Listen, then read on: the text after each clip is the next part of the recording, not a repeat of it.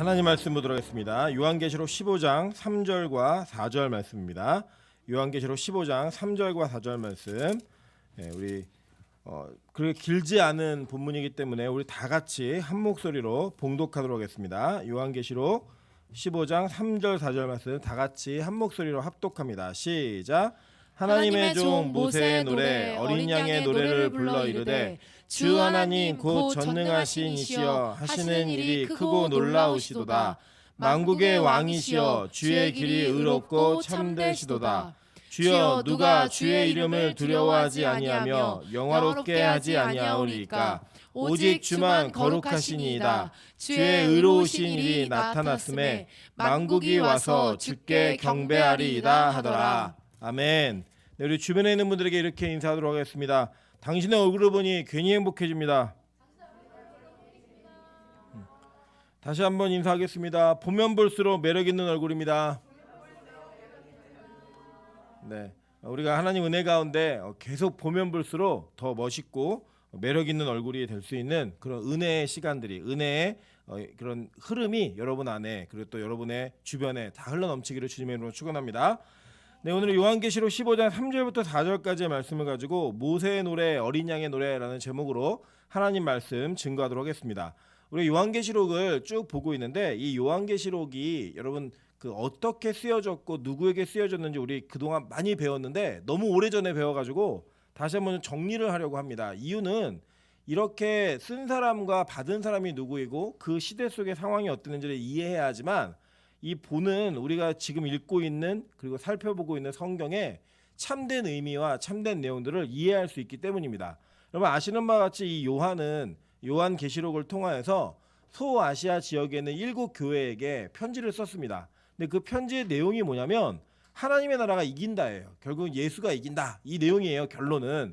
그런데 그것을 하나님께서 요한에게 보여주실 때 요한이 깨달을 수 있는 방법과 요한이 알고 있는 경험 그리고 또 요한이 그 내용이 무엇인지를 이해할 수 있게 요한이 이해할 수 있는 이미지로 하나님의 계시를 보여주셨다는 거예요. 그래서 제가 계속 말씀드렸지만 우리 동양 사람들은 기도하다가 귀신을 보면 어떤 귀신 본다 그랬죠?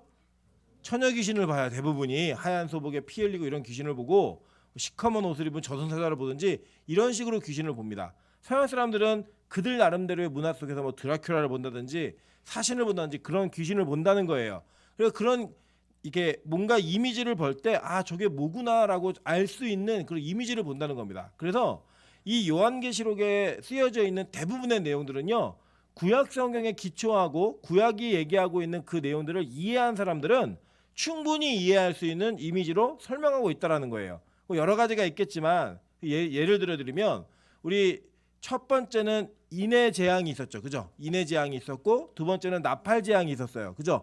이 인해 재앙과 나팔 재앙의 그 내용들의 쭉 스토리를 보면 스가랴서에 있는 내용들을 많이 따와서 이야기하고 있었고 또 나팔 재앙에 대한 이야기는 출애굽기의 10가지 재앙에 있었던 그 재앙들을 따와서 얘기하고 있는 것들을 여러분 배우셨어요. 기억이 안 나셔도. 그래서 이 구약을 알고 있는 요한이 그 이미지를 봤을 때 아 이건 구약에 10가지 재앙에 있는 그 재앙이었구나라는 거 알 수 있었고 이걸 읽는 사람들도 역시 알 수 있었다는 거예요. 제가 오늘 왜 이걸 강조해서 말씀드리냐면 오늘 계시록 15장에 오늘 읽은 본문에 보시면 원래 지난 시간에 우리 마지막 재앙이다라고 하면서 무슨 재앙이 시작된다 그랬죠? 대접 재앙이 이제 시작된다고 말씀드렸죠. 그죠? 대접 재앙이 시작되면서 본 게 뭐냐면 그 유리바다를 봐요. 그죠? 유리바다를 본 다음에 그 유리바다에 불이 섞여 있었고 원래 이거 원어로 보면 유리바다 가에 있는 게 아니라 유리바다 위에 있는 거거든요.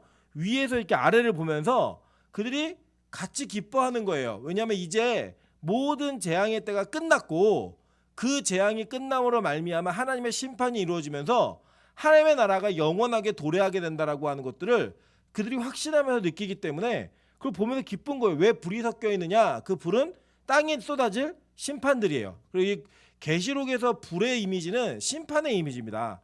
왜냐하면 이 구약에서는 뭐가 심판의 이미지라고 했죠? 물이라 그랬잖아요. 그죠? 물. 홍수 때문에. 근데 이 신약으로 넘어와서 계시록으로 가면 하나님께서 물로 다시 심판하지 않겠다라고 약속하신 그 언약을 따라 불의 심판이 이루어지는 거예요. 불이. 그래서 불못 예, 그 얘기하잖아요. 그죠? 불못에 떨어진다. 이게 불의 이미지가 있는데 그런 유리 바닷가에 서서 하나님의 검은 고를 타는 승리한 백성들이 무슨 노래를 부르냐 봤더니 그 검은 고, 그 하프라 그랬죠. 지난 시간에 이 하프를 막 키면서 노래를 부르는데 하나님의 종 모세의 노래를 부른다는 거예요.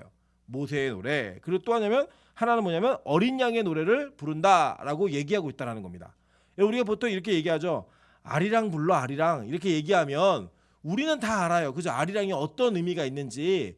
그런 것처럼 이 유대인들에게도 모세의 노래 그러면 그들이 알고 있는 무슨 내용이 있다라는 거예요. 분명히. 여러분 이제 모세의 노래는요. 대표적으로 모세의 노래는 출애굽기 15장 1절부터 11절에 나오고 있는 이 15장 전체예요. 사실은. 출애굽에 한 이후에 홍해 바다를 건넌 이후에 그 홍해를 건넌 사건 속에서 모세가 노래를 합니다. 그러면 이게 모세의 노래라고 이제 이렇게 성경 검색 프로그램이나 이런 거 돌려보시면 신명기라든지 민수기에 모세가 가르치고 있는 율법에 대한 내용들이 이것이 다 모세의 노래다라고 이야기를 해요. 근데 그 노래의 내용이 뭔가라고 하는 걸 우리가 먼저 원조적으로 좀 보는 거예요. 출애굽기 15장 1절부터 11절 한번 보도록 하겠습니다.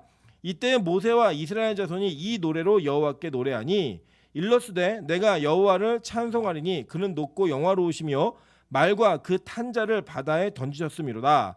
여호와는 나의 힘이요 노래시며 나의 구원이시로다. 그는 나의 하나님이시니 내가 그를 찬송할 것이며 내 하나님이 내 아버지의 하나님이시니 내가 그를 높이리로다. 여호와는 용사시니 여호와는 그의 이름이시로다. 그가 바로의 병거와 그의 군대를 바다에 던지시니 최고의 지휘관들이 홍해에 잠겼고 깊은 물이 그들을 덮으니 그들이 돌처럼 깊음 속에 가라앉았도다라고 얘기해요. 여러분 이 요한계시록을 다시 한번 점검해 보세요. 이 요한계시록의 상황이 어떤 상황이었냐면 그 당시에 전체 그들이 살고 있었던 그 전체 나라를 다스리고 있던 사람이 누구였어요?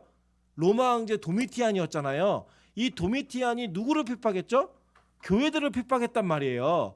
교회들을 압제하고 핍박하면서 이 예수 믿는 사람들을 막 잡아 죽이고 불에 태워 죽이고 짐승에게 찢겨 죽이게 하는 이러한 핍박을 자행하고 있을 때 그들이 그 핍박 속에서 계속 죽어나가고 계속 자기의 삶과 생존의 문제가 뭐 정말 어려움의 문제였어요. 그러니까 하루하루를 숨쉬는 게 하루하루 살아있는 게 그냥 감사할 수밖에 없는 그리고 견뎌낼 수밖에 없는 너무나 어려운 시기였단 말이에요. 그 시기 속에서 하나님이 재림 가운데 다시 오시면 어떤 일이 벌어진다? 심판이 이루어지면서 하나님을 대적하던 자들은 다 죽어나가고 시체를 보게 되고 하나님에 따라 살던 사람들은 구원을 받는 이야기 그게 바로 요한계시록의 이야기잖아요. 그 이야기가 지금 가장 잘 모형으로 드러난 것이 어떤 사건이냐면 홍해 사건인 거예요. 자, 홍해 사건을 뒤쫓아오던 사람이 누구였어요? 150년 동안 이스라엘 백성들을 압제하던 430년의 노예살을 당한 게 아니잖아요. 그죠? 당한 게 아니라 그 애굽의 살해를 할 때 약 150년 정도를 그들이 애굽의 군대 치하에서 매를 맞고 채찍에 맞으며 많은 노동을 감당해야 됐던 괴로운 시간을 보냈다는 말이에요. 근데 그들을 하나님이 이끌어내신 다음에 자신들이 통제할 수 없는 감당할 수 없는 그들의 추격이 있을 때 하나님이 이 홍해바다의 사건을 통해서 모든 걸 다 역전시키셨죠. 갈아엎으시는 단 하루 만에 일어난 일입니다. 그 일이 요한계시록에 반복되는 거예요. 그래서 이 모세의 노래 가운데 보면 하나님께서 이 애굽의 군사와 지도자들 이 군대와 마병들을 어떻게 엎으셨는지를 너무나 명쾌하게 얘기해주고 있는 거예요. 그걸 모세가 노래한 거예요. 계속 볼게요. 여호와여 주의 오른손이 권능으로 영광을 나타내시니이다. 여호와여 주의 오른손이 원수를 부수시니이다. 주께서 주의 큰 위엄으로 주를 거스리는 자를 엎으시리이다. 주께서 진노를 발하시니 그 진노가 그들의 지푸라기 같이 사르니이다. 주의 콧김에 물이 쌓이되 파도가 언덕같이 일어서고 큰 물이 바다 가운데 엉기니이다. 원수가 말하기를 내가 뒤쫓아 따라잡아 탈취물을 나누리라. 내가 그들로 말미암아 내 욕망을 채우리라. 내가 내 칼을 빼리니 내 손이 그들을 멸하리이다 하였으나 주께서 바람을 일으키심에 바다가 그들을 덮으니 그들은 거센 물에 납같이 잠겼나이다. 여호와여 신중에 주와 같은 자가 누구니까? 주와 같이 거룩함으로 영광스러우며 찬송할 만한 위엄이 있으며 기이한 일을 행하는 자가 누구니까? 라고 노래해요. 이게 찬양이에요. 찬양. 그러니까 이 모세가 찬양했던 내용이 어떤 감격의 내용인지 아시겠죠? 하나님이 하루아침에 이 세상의 가장 큰 권력자들을 다 뒤집어 엎는 거예요. 그러면 이 당시 이 출애굽에서 바로의 형상과 애굽의 그 모형을 가지고 있었던 실체는 누구예요? 지금 요한계시록의 바벨론 아니에요. 바벨론. 이 바벨론을 하루아침에 그렇게 멸절시키겠다는 거예요.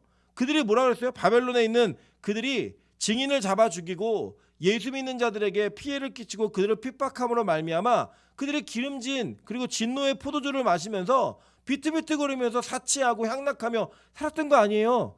그 살았던 내용이 이 출애굽 시대에 이스라엘 백성과 애굽이라는 나라 사이에 바로와 모세 사이에 있었던 사건인 거예요. 교회 사이에.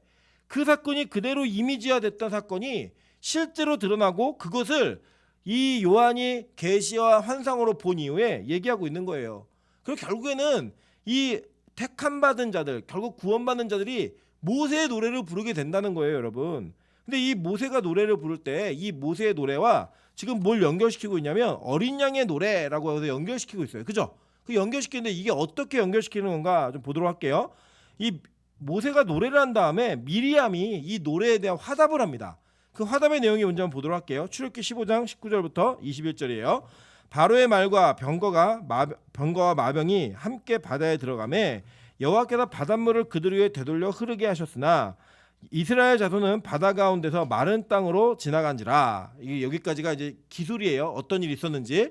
그리고 아론의 누이 선지자 미리암이 손에 소고를 잡으매 모든 여인도 그를 따라 나오며 소고를 잡고 춤추니 미리암이 그들에게 화답하여 이르되 너희는 여호와를 찬송하라. 그는 높고 영화로우시며 말과 그 탄자를 바다에 던지셨음이로다. 라고 노래해요. 이게 마리아가 노래하는, 그러니까 이게 미리암이 노래하는 거예요. 미리암이. 근데 이 미리암이 노래할 때 이 노래하는 미리암을 어떻게 소개하고 있냐면 아론의 누이 선지자 미리암이 이렇게 소개하고 있어요. 그죠? 인물을. 요것이 지금 신약으로 넘어오게 되면 지금 이 출애굽 사건의 모세와 아론과 그 누이였던 미리암의 이 관계도를 하나님은 그대로 재현시키면서 우리의 구원이 이렇게 이루어질 것이고 이 이루어지는 구원이 어떤 형태로 진행될지를 이미 다 예견해 놓으신 거예요. 자, 보도록 할게요. 누가복음 1장 5절입니다. 유대왕 헤롯 때 아비야 반열에 제사장 한 사람이 있으니 이름은 사가랴요. 그의 아내는 아론의 자손이니 이름은 엘리사벳이라 라고 얘기해요. 그죠? 이 엘리사벳이 누구예요? 아론의 후손이라고 성경은 명확히 소개하고 있다는 거예요. 근데 이 아론의 후손이었던 엘리사벳과 이 마리아가 여러분 구약 성경의 이름으로 히브리어로 번역을 하면 뭐라 그랬죠?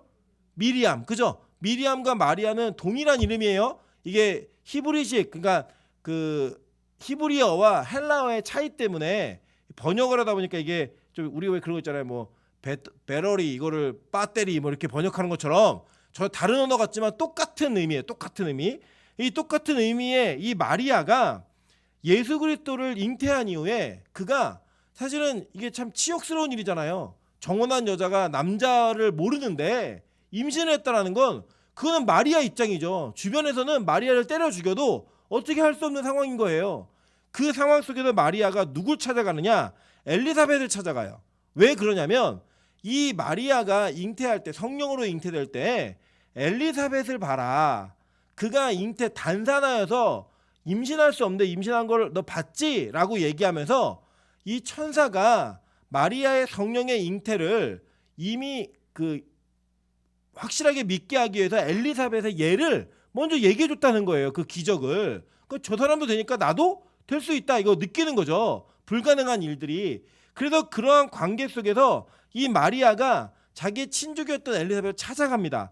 찾아갔을 때 마리아의 입술에서 그리고 엘리사벳의 입술에서 노래가 터지는 거예요. 찬양이. 그 찬양의 내용을 먼저 볼게요. 이 엘리사벳의 노래예요. 이때 마리아가 일어나 빨리 산골로 가서 유대 한 동네에 이르러 사가랴의 집에 들어가 엘리사벳에게 문안하니 엘리사벳이 마리아가 문안함을 들으매 아이가 복중에서 뛰노는지라. 엘리사벳이 성령의 충만함을 받아 큰 소리로 불러 이르되 여자 중에 내가 복이 있으며 내 태중의 아이도 복이 있도다. 내 주의 어머니가 내게 나오니 이 어찌된 일인가. 보라, 내 문안하는 소리가 내 귀에 들릴 때에 아이가 내 복중에서 기쁨으로 뛰놀았도다. 주께서 하신 말씀이 반드시 이루어지리라고 믿은 그 여자에게 복이 있도다 라고 얘기해요. 여러분 잘 보세요. 지금 우리가 이 요한계시록 12장부터 14장까지 살펴본 여자가 아들을 낳았을 때 뱀이 공격을 하고 막 이런 스토리 있죠. 그죠? 거기서 여자가 낳은 아들이 누구라 그랬어요? 예수고 그 여자는 누구예요? 교회였잖아요. 그죠? 그 말하고 있는 이미지가 이미 신약에 이루어지고 있는 거예요. 그럼 여러분 잘 보시면 요한계시록은 결론이에요. 그러니까 요한계시록을 정확하게 이해하시고 나면 신구약에 있는 모든 스토리가 요한계시록에 있는 그 사건들을 다 모형하고 있는 거고, 이 계시록에 있는 답을 이 성경들이 다 힌트하고 있는 거예요. 힌트 다 연결이 되어 있는 겁니다. 연결이. 그래서 지금 이 엘리사벳이 막 노래하는 거예요. 어떻게 노래하느냐? 야, 너 진짜 복 있다. 태중에 나의 주. 그러니까 이 나이로 따지면 이 마리아는 10대예요. 10대 중반. 많아야 10대 중반. 엘리사벳은요, 이미 폐경이 지난 아이를 낳을 수 없는 사람이라고요. 그런데 뭐라 그래요? 내 주의 어머니가 라고 얘기하면서 그 아이의 그 뱃속에 있는 존재가 누구인지를 누가 알았어요? 엘리사벳은 알았다는 거예요. 그걸 알면서 노래하는 거예요. 왜 노래하느냐? 이 사건을 통하여, 이 잉태함과 태어남을 통하여, 이 아이의 태어남을 통하여 어떤 일이 벌어질지를 알았던 거예요. 그래 노래하는 거예요. 그래서 그 볼게요. 계속 이렇게 엘리사벳이 노래를 하니까 마리아가 이 노래에 화답을 합니다. 누가복음 1장 46절부터 56절입니다. 마리아가 이르되 내 영혼이 주를 찬양하며 내 마음이 하나님 내 구주를 기뻐하였음은 그의 여종의 비천함을 돌아보셨습니다. 보라, 이제 후로는 만세에 나를 복이 있다 일컬으리로다. 능하신 이가 큰 일을 내게 행하셨으니 그 이름이 거룩하시며 긍휼하심이 두려워하는 자에게 대대에 이르는도다. 그의 팔로 힘을 보이사 마음의 생각이 교만한 자들을 흩으셨고 권세 있는 자를 그 위에 내리치셨으며 비천한 자를 높이셨고 줄이는 자를 좋은 것으로 배불리셨으며 부자는 빈손으로 보내셨도다. 그 종 이스라엘을 도우사 긍휼히 여기시고 기억하시되 우리 조상에게 말씀하신 것 같이 아브라함과 그 자손에게 영원히 하시리로다 하니라. 마리아가 석 달쯤 함께 있다가 집으로 돌아가니라 라고 얘기해요. 여러분 잘 보세요. 마리아가 무슨 비천해가지고 권세 있는 자에게 핍박당하고 고난당한 적이 있어요? 없잖아요. 그죠? 마리아의 인생 스토리, 그 여자의 개인의 인생 스토리에는 그런 일이 없었어요. 그래서 지금 마리아가 자기의 태중에 있는 아이가 성령으로 잉태했다는 걸 이미 알고 있었고, 엘리사벳과의 영적 교제 속에서 그가 찬양을 하면서 노래할 때 그 노래한 내용이 뭐냐면 교만한 자들을 흩으시고 권세 있는 자들을 그 위에 내려치시며 비천한 자들을 높이신대요. 이게 뭐예요? 마지막 때에 일어날 이 역전승, 예수 믿는 자들, 지금 이 시대 요한계시록에 쓰여진 시대에서는 지금 도미티안 황제에게 핍박받고 있는 로마 정부로부터 어마어마한 핍박 속에 비천하다라고 여겨져서 카타콤에 숨어 들어가서 예배를 드려야 됐고, 자기의 가족을 예수 믿는다는 이유로 잃어야 됐고, 예수 믿는 것 때문에 많은 이들에게 조롱과 핍박과 심지어는 죽임까지를 당해야 되는 그런 이들을 위로하고 있는 그 내용이 메시지로 터지는 거예요. 왜요? 이미 이 마리아는 자신의 태중에 있는 이 아이를 통하여 어떤 사건이 벌어질지, 어떤 일이 벌어질지를 알고 있었다라는 거예요. 그래서 그에게 뭐가 터지는 거예요? 노래가 터지는 거예요. 노래가. 그 노래가 터지는 그것이, 여러분 이게 가능한가? 가능해요. 성경은 이것이 왜 가능하다고 얘기하면 믿음으로 가능하다라고 얘기하는 거예요. 그래서 여러분 나중에 우리가 또 살펴보겠지만 이미 그 예수 그리스도는 창세 전부터 존재하셨고, 구약 성경 여러 도처에 자신이 어떤 하나님인지를 나타내시는 계시의 방법으로 우리 인간에게 보이셨어요. 그리고 그 보이신 사람을 깨달았던 자들이 있는데 그들은 다 뭘로 본 거예요? 믿음으로 그것을 알게 됐다는 거예요. 이 시대도 마찬가지입니다. 여러분, 이 시대에 예수 그리스도를 나의 구주로 영접을 하고 내가 그분을 신뢰하고 믿음으로 말미암아 구원 얻어 이 마지막 시대에 역전승이 이루어질 거라는 걸 믿는 건 뭐로 믿는 거예요? 믿음으로 믿는 거예요. 이걸 무슨 이성으로 믿어요? 논리로 못 믿어요. 그냥 믿음으로 믿는 거예요. 다만 우리가 확인할 수 있는 건 뭐냐면, 우리만이 아니라 우리보다 더 알 수 없었던 구약 시대에도 이것을 믿음으로 믿었던 성도들이 있었구나. 그래서 그 믿음을 따라 우리가 지금 이 시대에 말도 안 되는 것 같지만 이것을 믿음으로 말미암아 구원받는 그 은혜가 그때와 지금과 동일하게 이루어지는 거구나. 이걸 확신하는 거예요. 이거를. 이 요한계시록 있는 사람들이 다 그걸 보는 거예요. 야, 선택받은 자들이 유리바다 위에서 하나님을 찬양하고 노래를 부르는데 그 노래 가사가 뭔지 알아? 모세의 노래야. 다 아는 거예요. 유대인들은. 아, 모세의 노래. 그 노래는 역전승의 노래였지. 그 노래는 압제받던 노예들이 구원받는 노래였지. 마리아의 어린 양의 노래야 라고 할 때 그 어린 양의 노래도 다 아는 거예요. 이 어린 양의 노래가 뭔지 한번 살펴보도록 할게요. 출애굽기 12장 1절부터 7절입니다.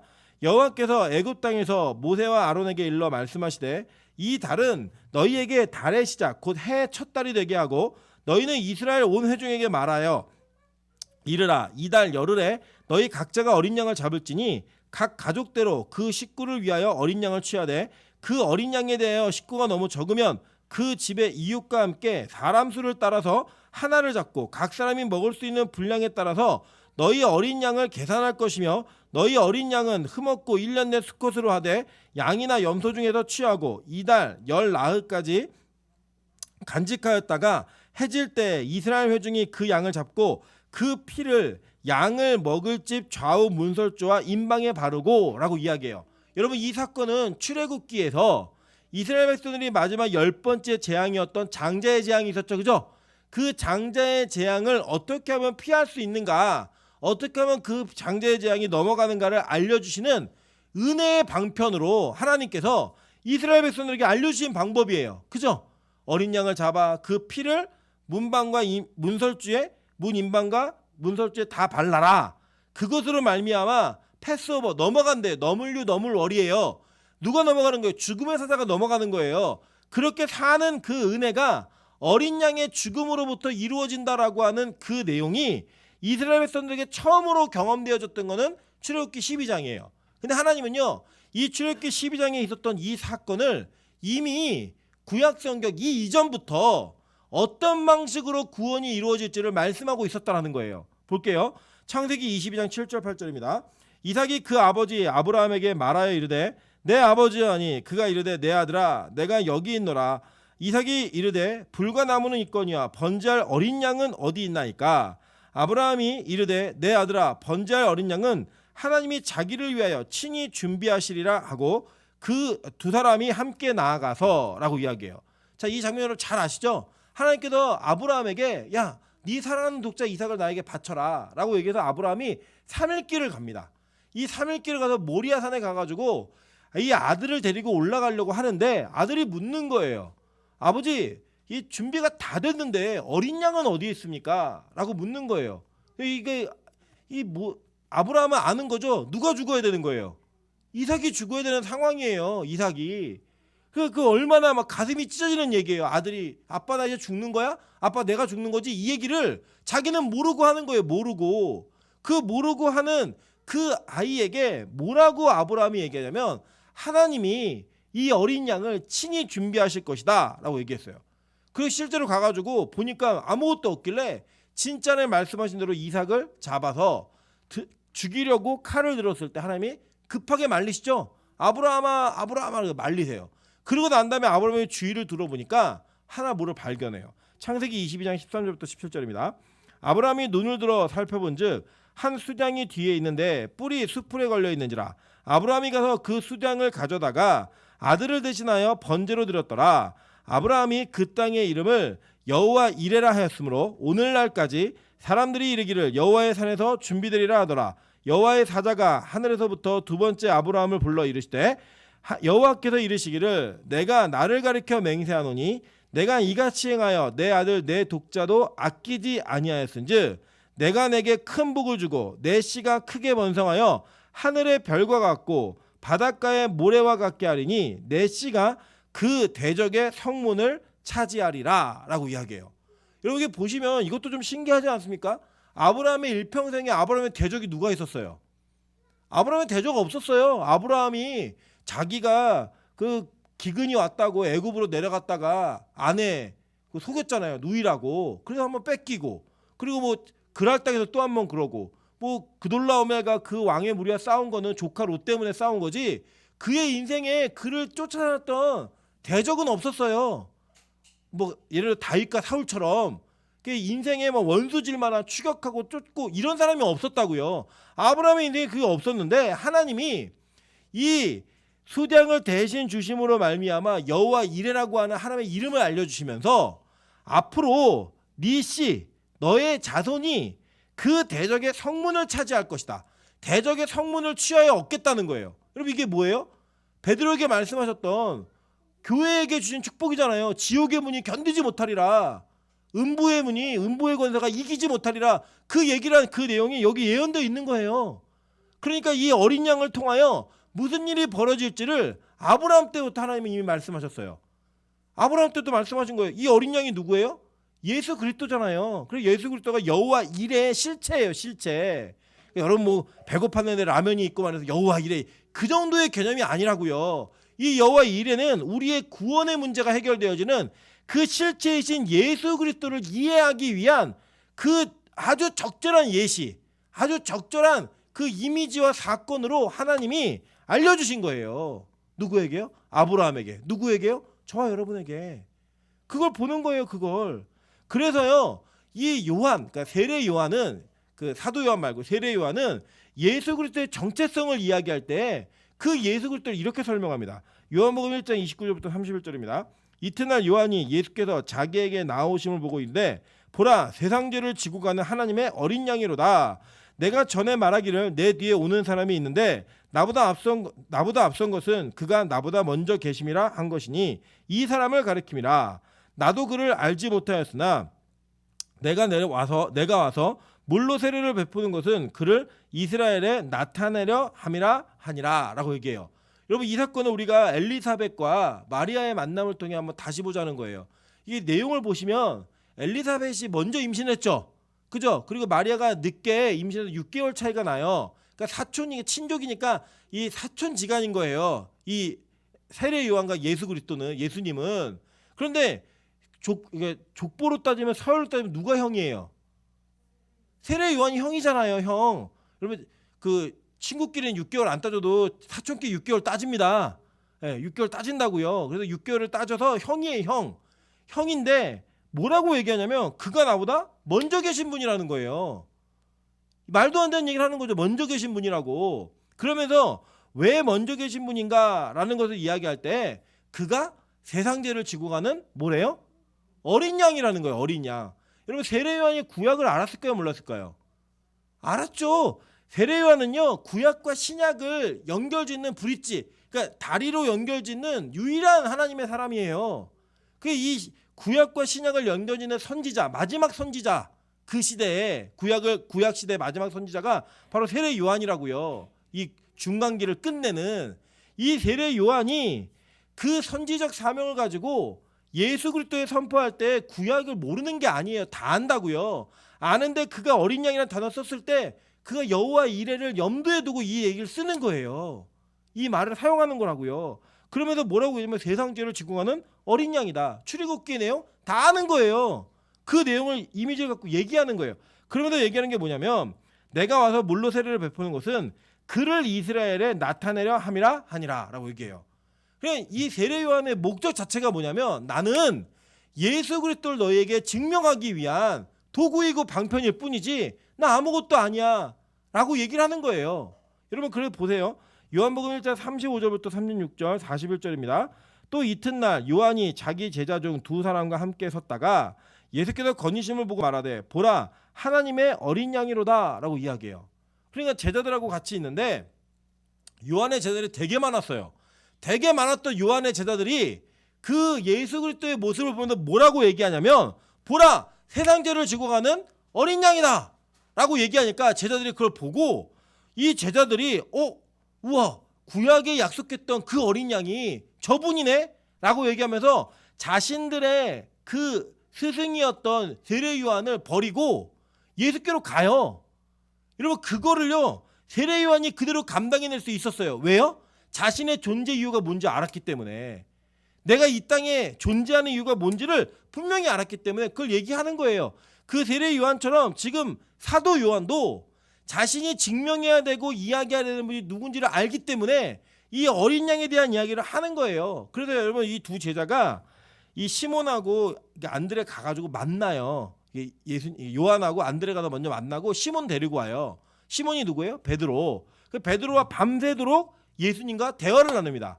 대화를 나눈 이후에 이 41절에 뭐라고 했냐면 그가 먼저 자기의 형제 시몬을 찾아 말하되 우리가 메시아를 만났다 하고, 메시아는 번역하면 뭐예요? 그리스도다라고 얘기하는 거예요. 그러니까 뭘 아는 거예요? 이 사람들은 어린 양이다. 이게 범상치 않은 분이네. 구약에 예언된 분이네. 만나서 대화해봤더니 진짜 맞는 거예요. 그리고 뭐라고 고백을 해요? 이분은 그리스도다. 기름 부은 분은 자다. 메시아다. 라고 고백하는 거예요. 그러니까 그리스도다라고 하는 것을 히브리어로 번역하면 메시아예요. 메시아. 메시아다라고 얘기하는 거예요.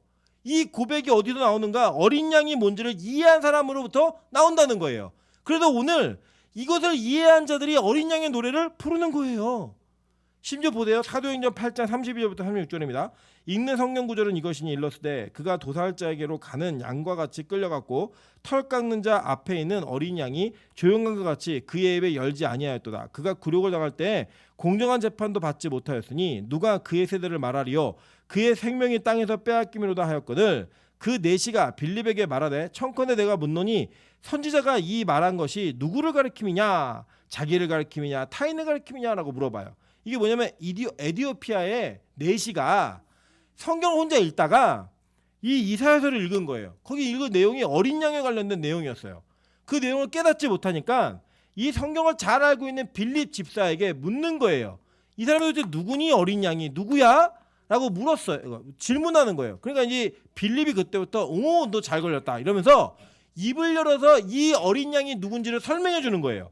빌립이 입을 열어 그래서 시작하여 예수를 가르쳐 복음을 전하니 길 가다가 물 있는 곳에 이르러 그 내시가 말하되 보라 물이 있으니 내가 세례를 받음에 무슨 거리낌이 있느냐 라고 해서 최초로 세례를 받아요. 이방인으로서.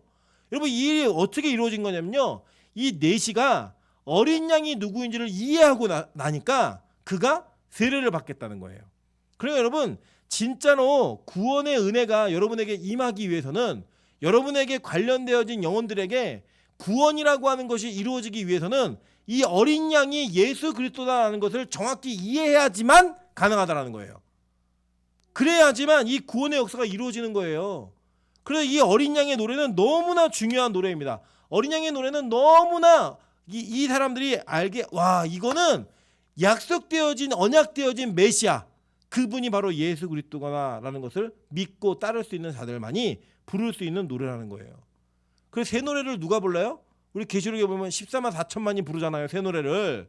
그 노래가 바로 구원받은 백성들만이 부를 수 있는 노래라는 거예요. 그래서 여러분 예수 믿지 않는 자들은요 하나님 절대 찬양할 수 없습니다. 예수를 진짜로 믿지 않는 자들은 그것이 노래이지 그들에게 찬양이 아니라는 거예요. 찬양이.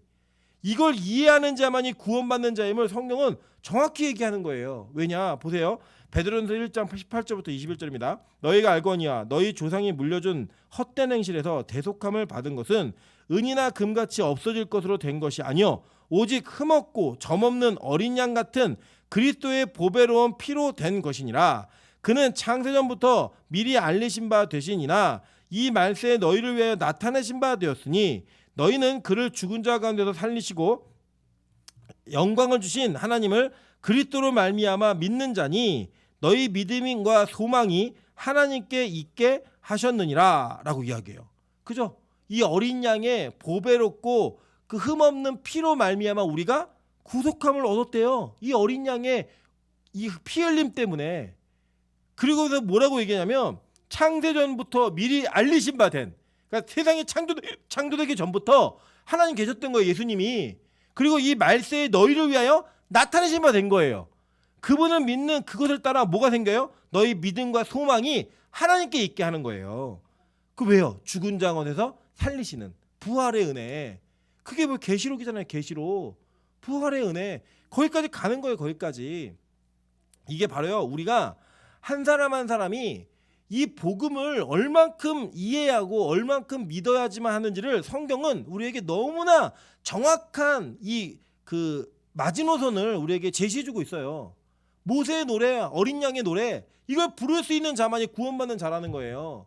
교회 출석하고 왔다 갔다 하는 자가 구원받는 자가 아니라 이것이 무엇이고 이 어린 양이 어떤 분이신지를 아는 자만이 구원을 얻는다는 거예요. 실제로 예수님이요, 변화산에서 변화하시면서 이 출애굽에 대한 이야기를 예수님이 직접 하십니다. 보세요.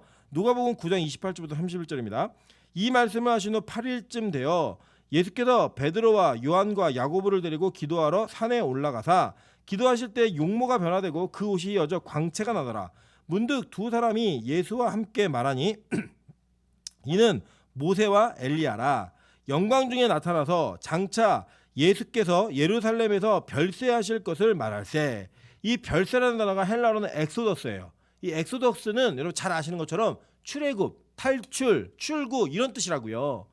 예수님이 자신의 영광스러움의 모습을 보이시면서 그 영광스러움을 통하여 별세할 것을 말씀하셨다. 예루살렘에서 별세할 것. 예루살렘에서 출애굽을 한다는 거예요. 예루살렘에서 출구를 연다는 거예요. 그게 무슨 사건이에요? 십자가의 사건. 그 구약의 출애굽의 사건이 어떻게 모티브가 되고 어떻게 무엇이 모티브가 되고 무엇이 실제인지를 예수님이 직접 말씀하신 거예요. 야, 내가 예루살렘에서 출애굽할 거야. 그 너희 출애굽할 때 출애굽이 뭐예요? 모세에게 속한 자들이 다 끌려나가는 거 아니에요? 예수에게 속한 자들이 다 끌려나가는 거예요. 애굽으로부터 끌려나가서 어디로 가요? 홍해를 건너 약속의 땅으로 가는 거잖아요.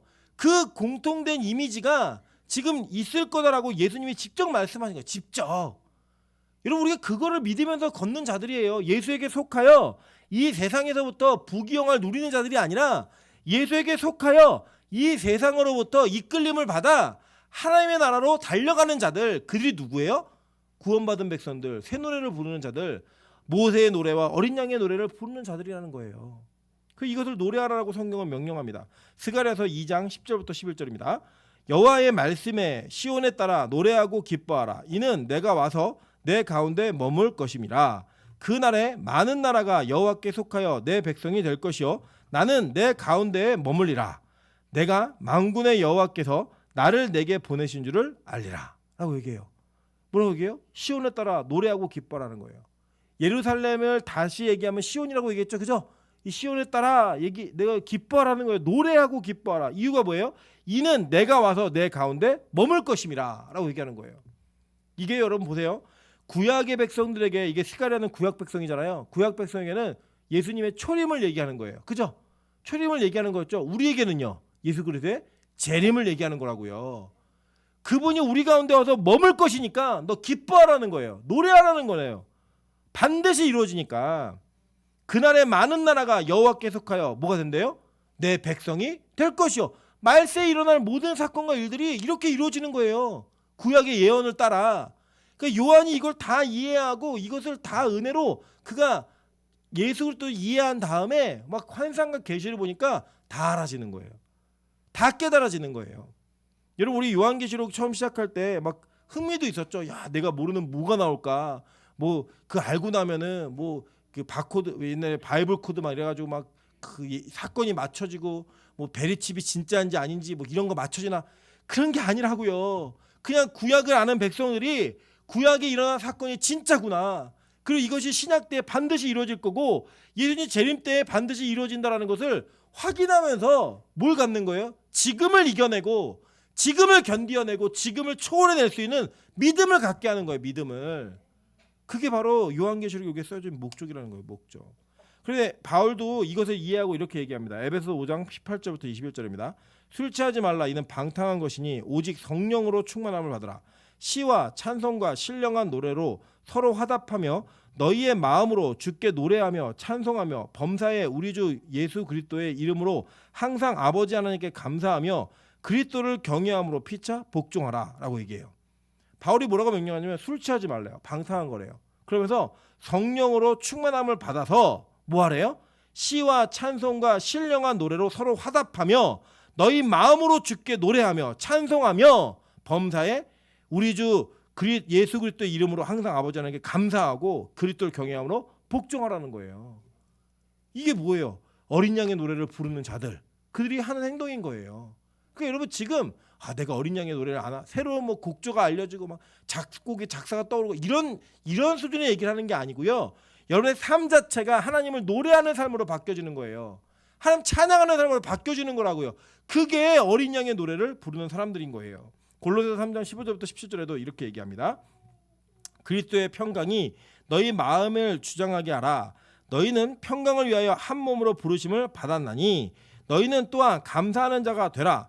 그리스도의 말씀이 너희 속에 풍성히 거하며 모든 지혜로 피차 가르치며 권면하고 시와 찬송과 신령한 노래를 부르며 감사하는 마음으로 하나님을 찬양하고 또 무엇을 하든지 말에나 일에나 다 주 예수의 이름으로 하고 그를 힘입어 하나님 아버지께 감사하라 라고 얘기해요.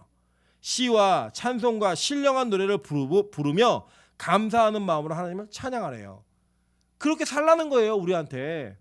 여러분 이때도요 예수를 믿으면 핍박이 있었어요.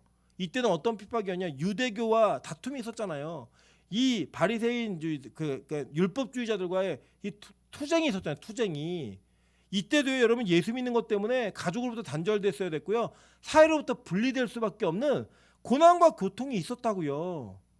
그랬던 이 시기 속에서 그들이 뭐라고 얘기해요? 너희들 다 새 노래를 부르라는 거예요. 어린 양의 노래를 부르라는 거예요. 하나님을 감사하는 노래로 하나님께 영광 돌리라는 거예요. 그러면서 그 노래를 부르는 자들 그들이 어떤 일이 벌어지는가 보니까 우리 본문이에요. 요한계시록 15장 4절입니다. 주여 누가 주의 이름을 두려워하지 아니하며 영화롭게 하지 아니하오리까 오직 주만 거룩하시니이다. 주의 의로우신 일이 나타났음에 만국이 와서 주께 경배하리이다 하더라라고 얘기해요. 마지막 때 어떤 일이 벌어지는 거예요? 온 우주 만물과 온 만국이 다 그 하나님 앞에 엎드려 경배하는 일들이 벌어지는 거예요. 여러분 이게 판타지 소설 같으십니까? 여러분 그렇다면 여러분에게 믿음이 없는 거예요. 어린 양의 노래가 뭔지 모르시는 분들이고요. 모세의 노래도 이해하지 못한 분들이에요. 이 일은 실제 일어납니다. 여러분 이 노아가 방주를 지어놓고 무슨 얘기했겠어요? 계속 방주 지을 때마다 사람들이 아니 도대체 방주를 그렇게 왜 크게 만들어요? 왜 이렇게 물론 120년은 아니에요. 120년 동안 졌다고 그냥 대충 합시다.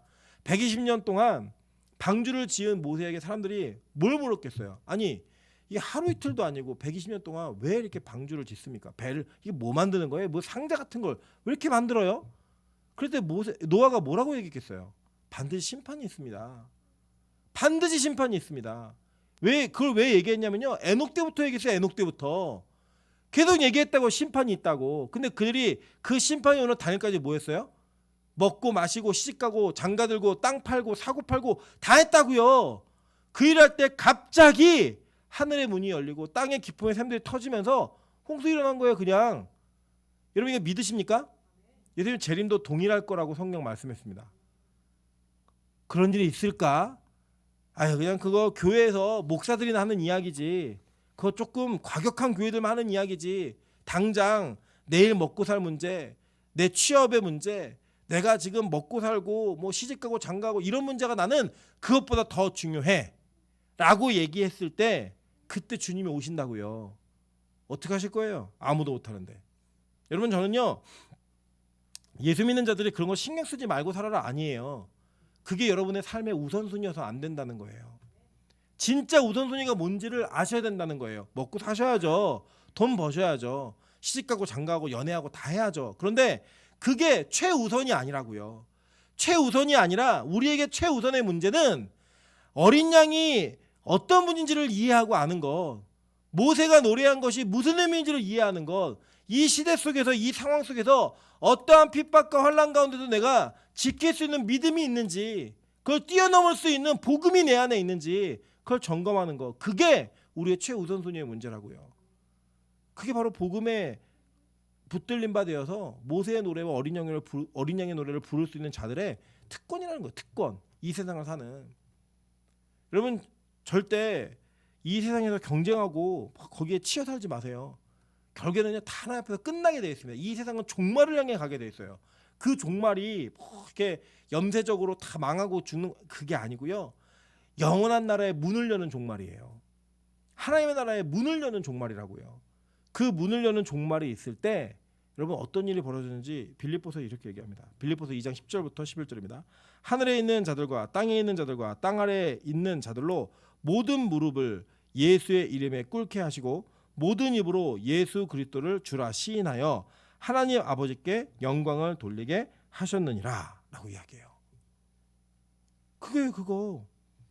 그렇게 모든 자들이 다 무릎 꿇어 예수 그리스도를 주라 시인하며 하나님 아버지께 영광 돌리는 일이 벌어진다는 거예요. 정말로 구원받은 자들은 진짜 그 구원의 은혜를 찬양하며, 지옥 갈 백성들은 그렇게라도 하지 않으면 안 될 것 같은, 그 우리 배웠잖아요. 5장에서 뭐라고 얘기해요. 내가 지금 너무 이거 감당 못하겠으니까 산이 나를 좀 덮었으면 좋겠다라고 얘기할 정도로 그렇게 그 고통과 마지막 진짜 고난이 무엇인지, 진짜 심판이 무엇인지를 경험하는 그 자들도 하나님 주라고 시인한다는 거예요. 예수를 모두가 다. 그때 여러분 어떤 마음으로 그분을 시인하시겠어요? 주님 다시 오실 때 어떤 마음으로 그분을 주라고 시인하시겠냐고요. 지금 저와 여러분의 인생에, 지금 저와 여러분의 삶 속에 하나님이 어떤 분이신지, 모세의 노래와 이 어린 양의 노래를 부를 수 있는 자들이 저와 여러분의 모습인지를 다시 한번 살펴보시자는 거예요. 이 노래가 마지막 사람들, 마지막 시대에 유리바다 위에 서 있는 자들이 부를 수 있는 노래의 특권이라면 저와 여러분이 과연 이 주인공이 될 수 있는지 한번 돌아보시자는 거예요. 성경은요, 우리에게 너무나 일관성 있게 이 복음의 내용을 설명하고 있어요. 여러분 잘 보세요. 모세가 죽고 난 다음에 이 모세의 죽음의 바톤을 누가 이어받죠? 여호수아가 이어받잖아요. 이 여호수아가 히브리식으로는 여호수아인데 이걸 헬라식으로 바꾸면 이름이 뭐라고요? 예수라고 얘기했잖아요. 그리고 여러분 이 모세는 뭘 대표하는 자였어요? 율법을 대표하는 자였어요. 이 율법을 대표하는 자가 이 율법의 시대가 끝나고 나면 반드시 예수 그리스도, 여호수아의 시대, 예수의 시대로 넘어간다는 거예요. 그래서 이 모세의 노래와 어린 양의 노래가 이렇게 붙어서 나오는 거예요. 소개되는 거예요.